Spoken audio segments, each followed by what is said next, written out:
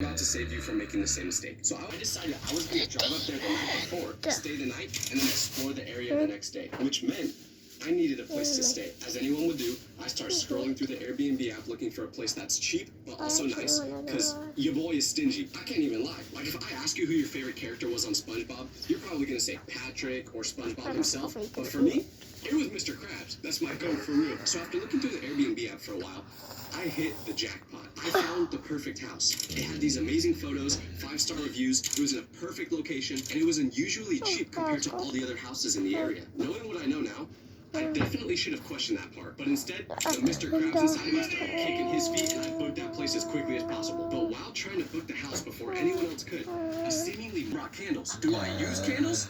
No, but I just felt like they were necessary for this trip, which made me question even more why it was so cheap, but I didn't care. When I first saw it, I was pumped. I started mentally planning all the videos I was going to make it seem like this was my house, even though I definitely could not afford it. Shout out to all the fake internet gurus who make a living by doing that, by the way.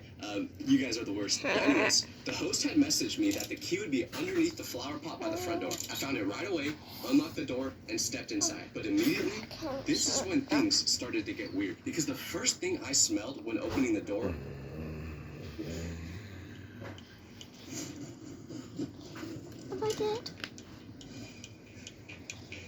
There's a gym group round the corner with actual stair climbers. Get lots of top quality equipment from just $14.99 a month.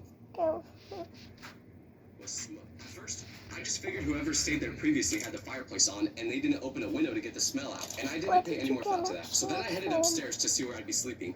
And once again, things just felt weird. I get to the top of the stairs, and there's a hallway with a couple of doors. One's a bathroom, one's a bedroom that looked just like the photos. But then, there was this other door at the very end of the hallway. A door that wasn't in any other, that was specifically hidden in all the pictures. Because I checked to cut out this weird door. Like, they edited it specifically so it wouldn't show. I step back and look around the hallway again, and that's when it hits me.